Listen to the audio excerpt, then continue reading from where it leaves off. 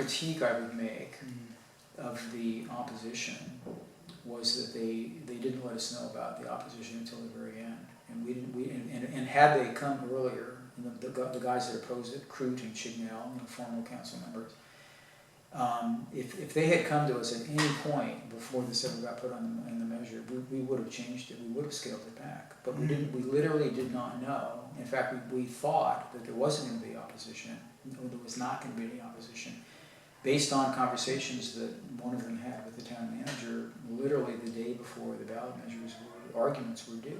So it was a bit of an ambush. I'll use that word. Right? It's kind of a strong word, but had they actually reached out to us at any point earlier, we would have, and as it was, I mean, we were working on this for 2 years, right? So it wasn't as if it was a secret. One of those open type of sessions where absolutely there were multiple town council meetings. There were many opportunities. So if we had had any kind of outreach, at any point prior to this getting put on the ballot, we would have changed it, but that didn't happen. So consequently, and maybe that's on us, for not reaching out. We knew some people wouldn't be happy about it, and maybe that's on us for not reaching out to them. But we didn't know that there was opposition. In fact, I had asked a couple of the council members who ended up being against it, including Ford. I said, "Are you aware of any organized opposition?" And this was literally, just before we put it. No. Now, maybe he did or didn't, I don't know, but let's just say that it was, I felt that we were sort of ambushed, and that was sort of the most depressing part of this, honestly, to me, because I've known Jeff Crute for a long time, and I kind of succeeded to him on the council. Had he reached out, at any point earlier, we would have changed. As it was, we did make changes to the original proposal based on interaction with the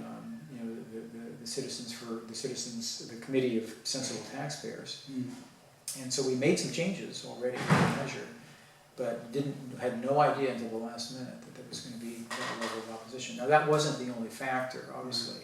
But that's an interesting kind of almost it signifies to me a little bit in terms of like why you get slow voter turnout. In general elections. Sure. People just kind of live, all this stuff is swirling around, and at the last moment, when something happens, and it does happen. So I do think probably your point that maybe there was sort of a lesson of still finding ways of reaching out more. That you can probably has to achieve that, because people do just. They don't have the energy to involve. They don't want to get involved actually because it's all I don't know. It's different. So some future group of people that won't involve me will have to take on Memorial Park, right? Because I'm kind of done with it. It's just too much time and energy already put into it, and just too discouraging. So I'll say that for the record. All right. But thank you for asking. And I probably should wrap this up right now, but I'm going to hold off for one more question.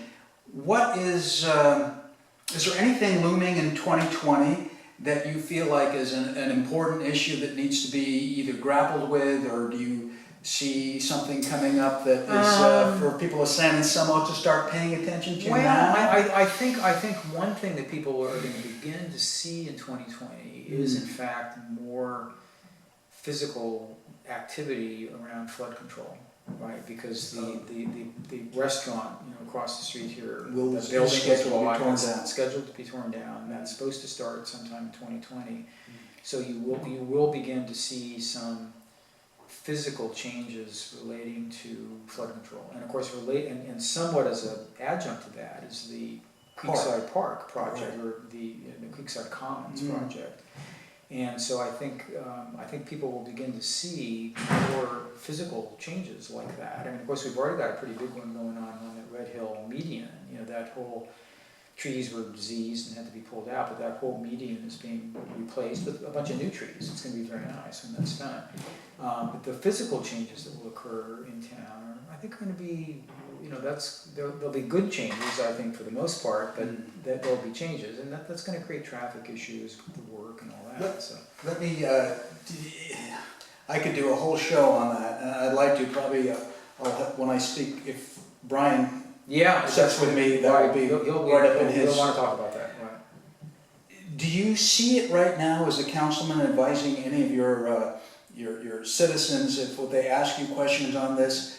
The council voted to approve this plan. And gave a contract out to a landscaping firm with a plan, right? But it seemed like the plan wasn't exactly definite, right? No, it's still at a very early sort of conceptual change. There's a lot, so, yeah, I mean, that could change. Are people still gonna have input, or is that Well, done?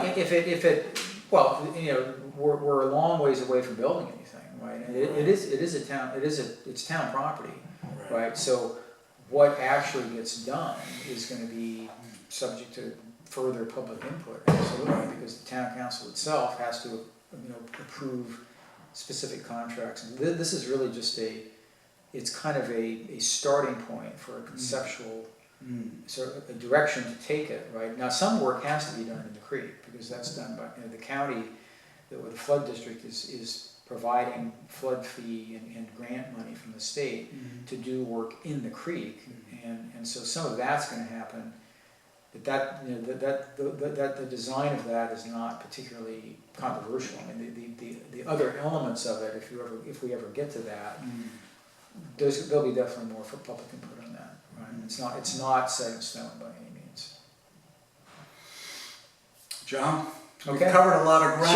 Sure. I'm probably missing out on the more important Right. Well, there's always something. Yeah. Okay. Thank you. you so much for sitting down with me. Sure thing. I Okay. enjoyed it. Keep All in right. touch. Take care. All right. Bye-bye. Okay.